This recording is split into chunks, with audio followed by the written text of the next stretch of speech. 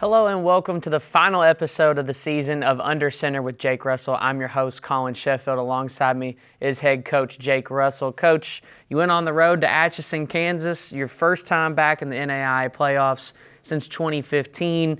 I know the format's a little different, but the first time the Tigers have ever been in the second round of the NAIA Playoffs, and you have a pretty tough matchup, a 12 seed versus a 5 seed with Benedictine.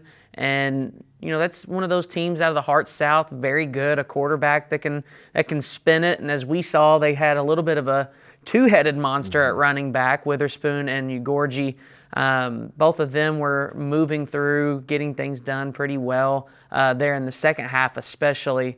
But the Tigers were moving pretty early. An early interception gets kind of caught up in the wind as they're a little bit more of a lob than a zip, and it gets intercepted.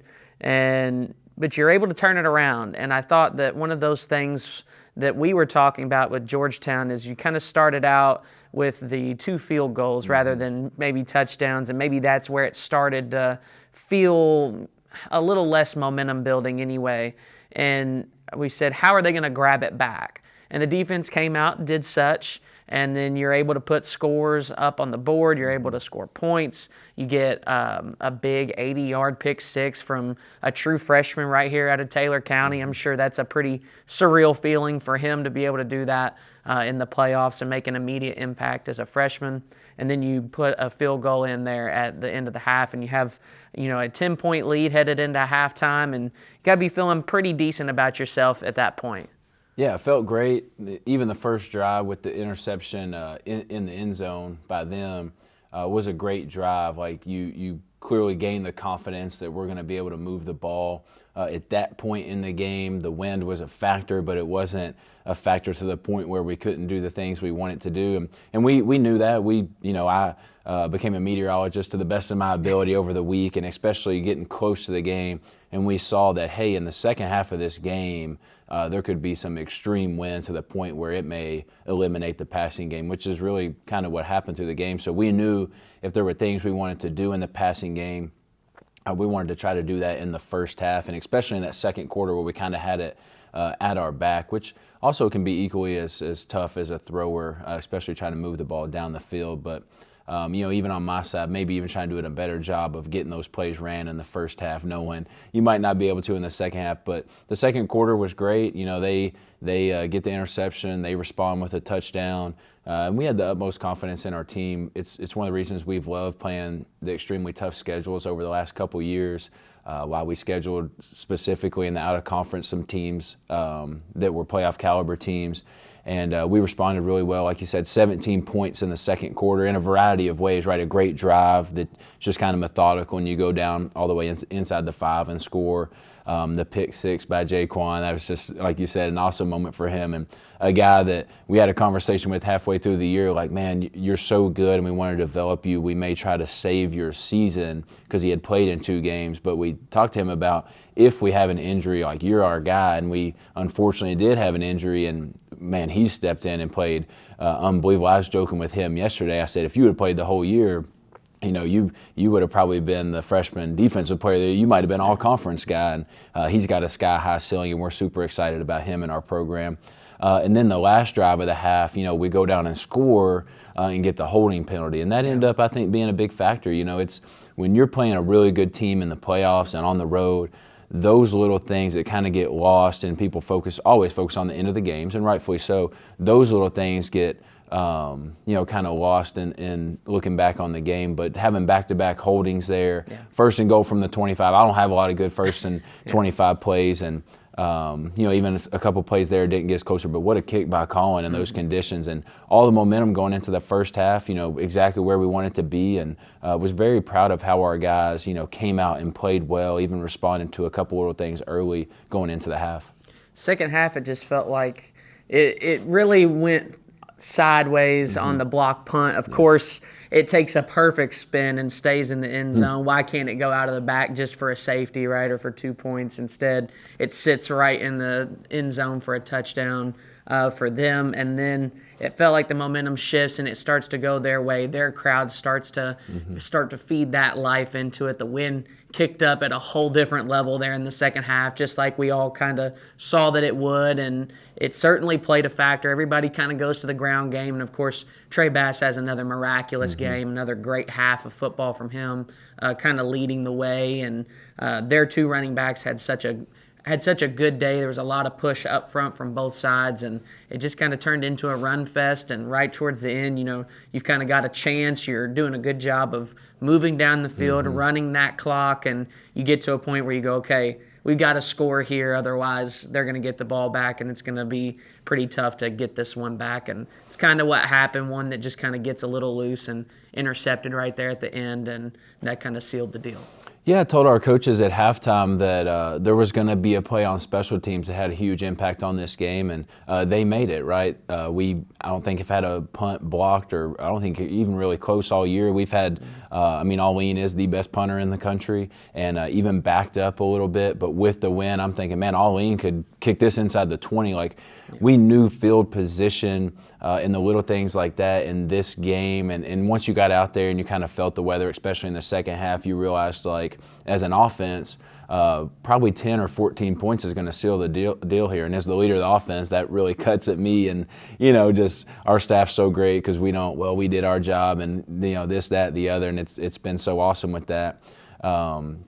And I really kind of take it on my side, man, we just had to find a way to score a couple times in that second half, and we moved the ball. It wasn't like we weren't moving the ball and doing some plays really well, but just not enough. And then obviously the special teams plays create momentum. There was a few things on that side, and really good opponents, playoff teams that expect to be in the playoffs, have been in the playoffs. I think Benedictine won playoff games last year. They've hosted playoff games before. They're used to those scenarios. That they probably practiced in that weather this year, but we really haven't, to that extreme. And they're going to find ways as well. Sometimes you kind of lose the fact that they are doing the same thing you're doing. They've got a really good coaching staff. They've got really good players. They have all the opportunity that you have, and they have some of the comforts of being at home and things they're familiar with. And, our guys responded. One of the things I was most proud of is our guys never divided during that game. They never lost energy. They never lost belief, down to our guys were still chanting as they were kneeling. And I was kind of wondering, do our guys realize, the game is over? But to their credit, I think one thing we had peace about, and even when I was talking to the team after the game, which is just the worst, scenario as a coach, man, especially because of how special this team was and how much fun we had this year. But one thing I was so proud of is just that, they can have peace about them leaving it all on the field. I think we played a B game. I think, we didn't play great. I don't think we even played really, really good. We played good. We did some great things. We put ourselves in position to have a chance to win an away playoff game against a team I think could make a really long playoff run and have been that scenario a bunch. And it's just another step in learning an opportunity for our program. Coach, we'll let you take a break and we'll sit down. We'll come back and we'll talk about kind of a recap of the season here on Under Center with Jake Russell.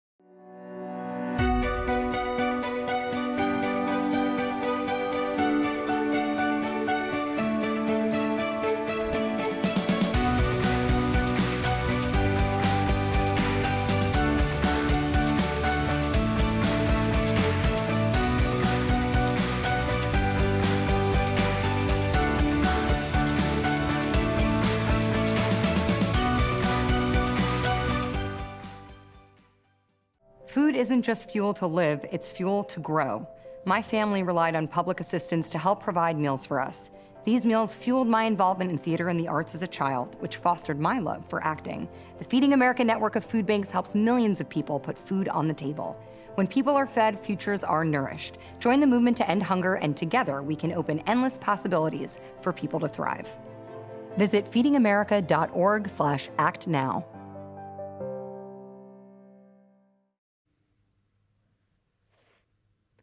Welcome back to Under Center with Jake Russell. I'm your host, Collin Sheffield. With me for the second segment is head coach Jake Russell. Coach, Tigers had a great season. You finish 8-3, and you kind of end on what maybe feels like a down note or a slide, perhaps. You lose the game against Georgetown, and then you do make it to the playoffs, which is a big goal among the program, and you get there, you go on the road, and you put up a pretty good fight against a top team in the nation. That's a team that they've been there before. They're well used to it.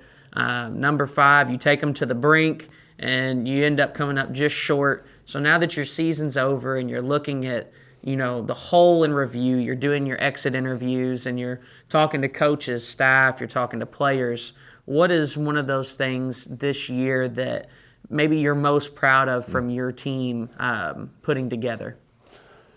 Man, what am I not proud of, right? So just even the last couple of years have been amazing seasons. And one thing that's different about this year is our first year here, obviously going 4-6, and I think everybody kind of realizing it's going to take a year here. Like we need an off season, and then it just accelerated last year, going 9-2, and feeling like we were a playoff caliber team. But we ended the year on a great victory. And so it's kind of this unique thing where when you have your what I call the equipment turn-in meeting, which is the one you don't want to have, it's kind of like still a positive note. Well, then you go this year, we had our equipment turn-in meeting yesterday, and it was even hard for me to just look out amongst the team because it's the last time your whole team will be together. It's the last time you'll be in a team meeting with the 30-plus guys that are going to graduate and don't have any eligibility left. And it was a little bit tough this year. I mean, I'd be lying to say I'm over it. I'm probably going to need through this week and maybe a little bit of next week. And, once the semester ends and your guys have taken their finals and they kind of get to where they're going during the winter break, you have a little bit of time to reflect and look back. And one thing is, our staff and everybody and our leaders as well, we're very proud of what we've accomplished.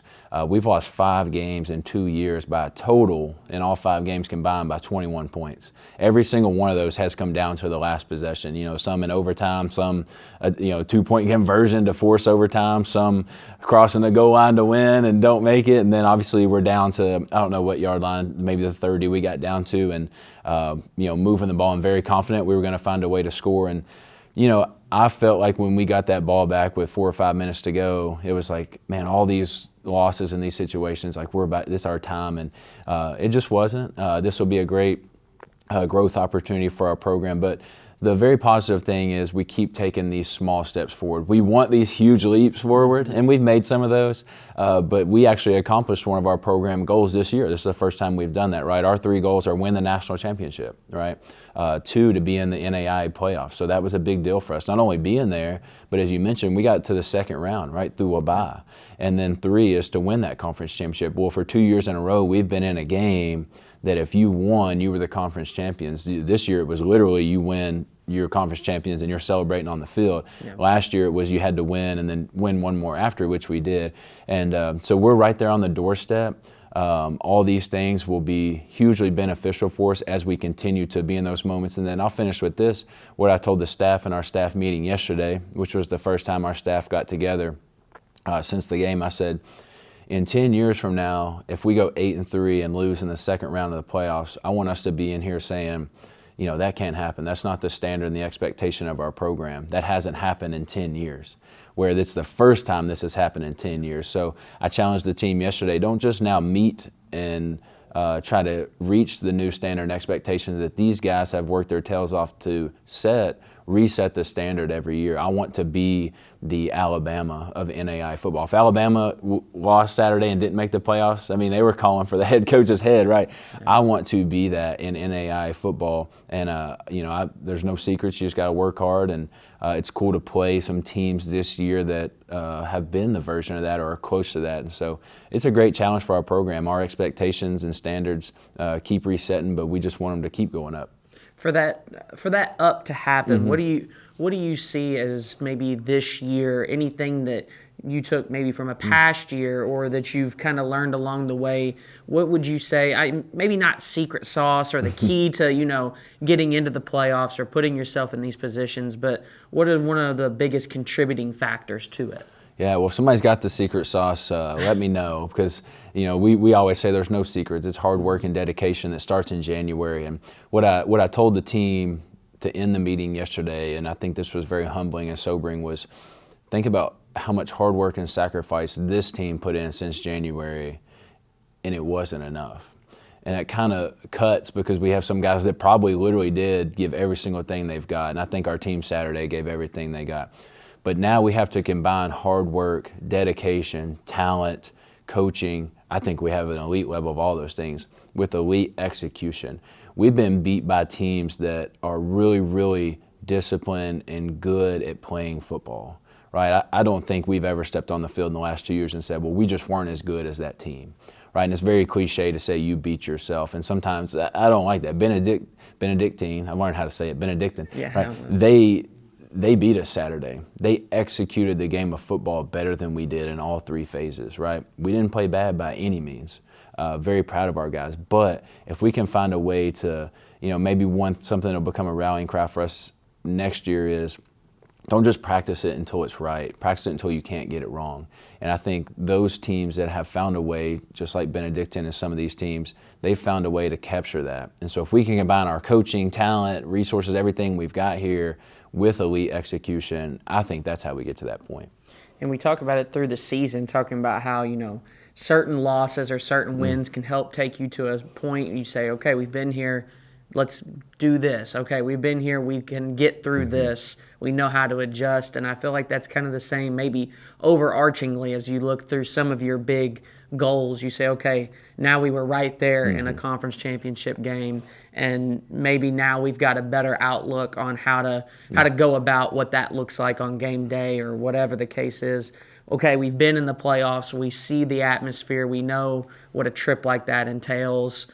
All the above. And now you're in a better spot, maybe moving forward to say, okay, now it's a little bit easier. So now we've kind of got our foot through the door. It's a lot easier to kind of push through that open door than it is to try to first break through it. Yeah, there's some truth in that for sure. It really, the guys' mental is in the mindset is probably what makes it easier. Like, they expect now to win. And this year, I never think at the beginning of the 2024 season, like, we had to learn how good we were. And as we started to win, they're like, man, we're really good. And then this year we came in the season expecting to win. We expected to be in the playoffs. We expected to win the conference, right? I think now that should be the goal and standard here. And I'll finish with this. One thing that Trey Bass said after the game that was very awesome to me, he said, he does something basically where if you don't do the right thing, we do up downs. And he said, I told one of my teammates after a practice, we should have done 40 more up downs. And he said, what if that was the difference today, not doing those up downs? So I think something that our team hopefully will realize and learn now as we start in January for next year, every single day matters, right? If we could have found a way to win one of the two regular season games we lost, we're playing in Campbellsville this week, right? It was cold in Campbellsville, but it wasn't as windy, right? We maybe could have used our passing game and some things would have been different. You're always going to play a good team, but playing at home would have made a big difference, right? If you win both games, you're probably playing an opponent who maybe hadn't been in the playoffs as much or in a while or those type of things. So every single day and every single game in football matters. That's probably why football is the most special game in the world, because every game truly does have a huge impact on your season. Coach, we'll let you take another break. We come back, we'll kind of talk about what this offseason will look like for the Tigers coming up on Under Center with Jake Russell.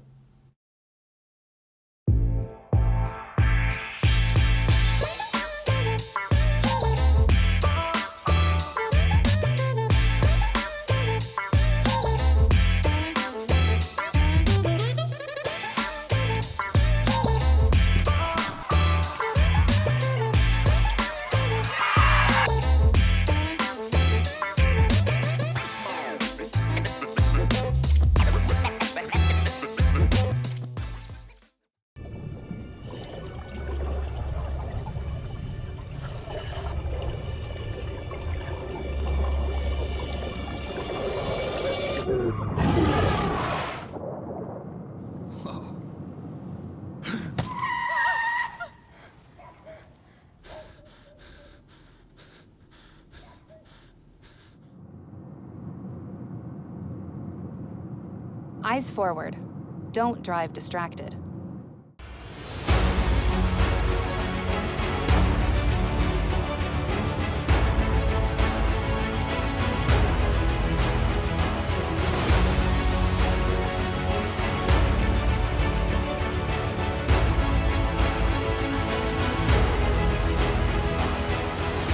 We are champions of character.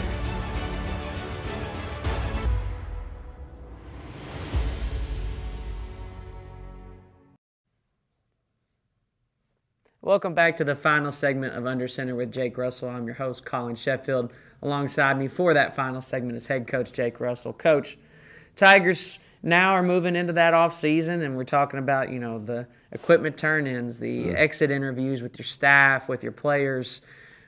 What is that kind of stuff? I know obviously it feels sad, and you kind of get into that point where the season's over, and in some ways maybe it feels like okay, now we can kind of get a breath, we can kind of take some relief, but in the same stretch you're like, man, what I wouldn't give to be playing through Christmas, obviously, and now you've got a chance to reset with your group and kind of start to look towards next season. Yeah, it's my least favorite week of the year, but it's probably one of the most beneficial for our program. I do an exit meeting with every single member of our program, so about 140 to 145 players. I'll do an exit meeting with them this week and probably have to finish early next week. Then I'll move on to the coaches and meet with our 8 staff members. There's even some student assistants, kind of talk to them and see what they're planning on and things like that. And it's so beneficial to get their feedback, and just really asking them, how are things going in all of your different areas that you work in, your position room, your unit room, special teams if you're on those, and how can we improve those? And some of the best ideas and things that we do in our program come from those meetings and come from players. And there's always a rallying cry for the next year that comes. 2 years ago, 90% of our team came in and said, we just have to have guys really buy in. So that was our slogan. It's what we put on our shirts. We had little chips that we would use for you throw in before weights, and it said buy in on them. And then last year it was like, we're bought in now, but we really have to believe that we can get to a game like we played Saturday. And so it was believe. That's on our shirts. It's on all those things. So it'll be interesting to see what the common theme is for these guys. And it's everything from that, and then you meet with seniors as well, and hey, what does the next step look like for you? How do we get you to graduation? How do we get you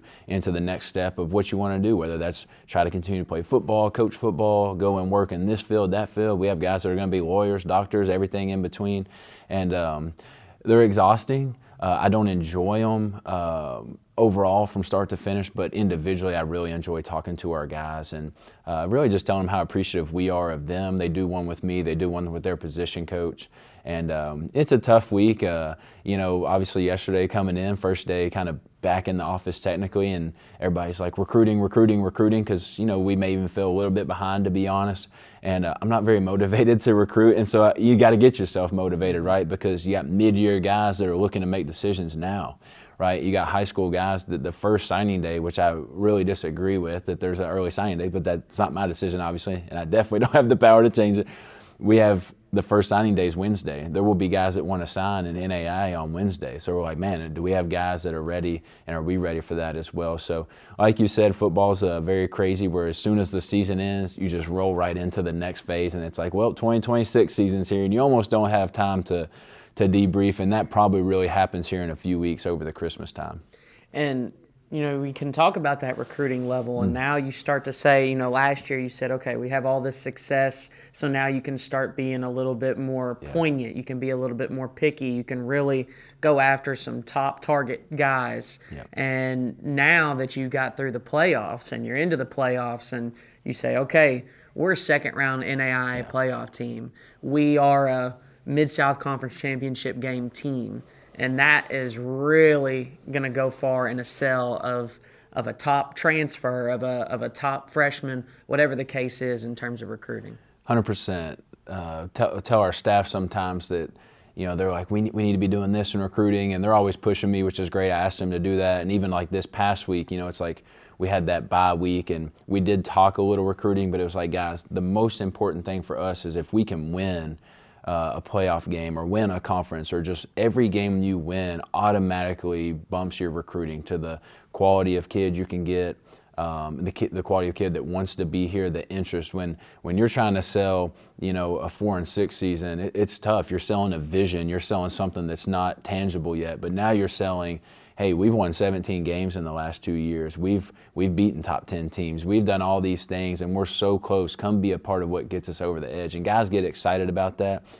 Coaches get excited because it's easier to recruit off of success than it is kind of like a vision.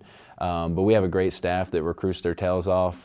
It's the reason that we've been successful. We're only as good as our players. I know I'm calling the same plays I called 6 years ago and 3 years ago, our first year here. Coach Ford probably calling most of the same stuff. We're doing the same practice schedule, all those things, but the players changed. That's what's made it better. So, yeah, it's hitting the ground running, and we're really probably 6 weeks away from the first weight session of the spring. And like I said, that's probably as a coach when you realize, okay, 2026 is here. I've had time to kind of get over and reflect and be very proud and learn and grow from all these things. And then when you walk in the weight room in January, it does hit you, and it'll be very bittersweet with this group we've had, man. Some of these guys been around a long time, and you see, hey, these guys aren't here anymore. This is my squad now, and you'll fall in love with those guys real quick and go to work. Coach, biggest takeaway from the season? Fun. I told Jamie on the radio show, I think this team, more than any team I've had the privilege of coaching, maybe overall, but definitely as a head coach, just had more fun playing football together than any team. And I remember being on the field in warm-ups, going to play St. Francis, and Coach Gribbins came over and he said, this team's different. They just love being out here together. And I saw that all year. I saw that Saturday more than ever. I told the team after the game, like, enjoy the bus ride home. This might be the last one for a lot of you guys. And I know the offensive bus did. We got a Roku stick, so we watch football and just have a lot of fun, man. And that's probably why why it's been so tough. I mean, I'm still sick about it because it's like I don't get to do anything more with this team overall. We don't get to practice together anymore. We don't get to travel together. Don't get to do these things together anymore.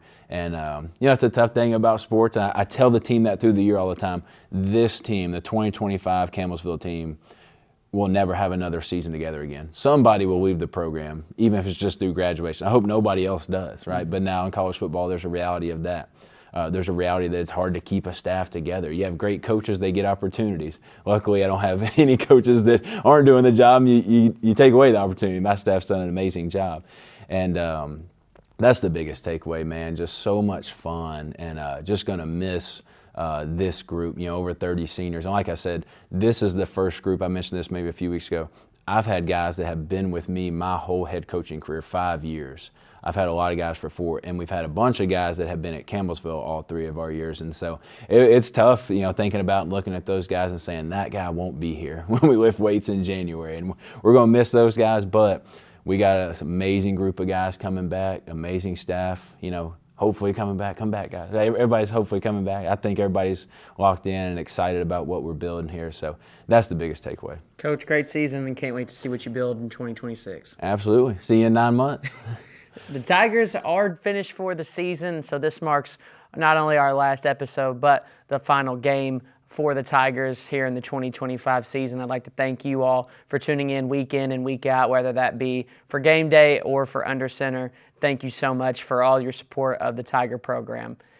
For Under Center with Jake Russell, I'm Collin Sheffield. Thank you for tuning in on the CU Sports Network.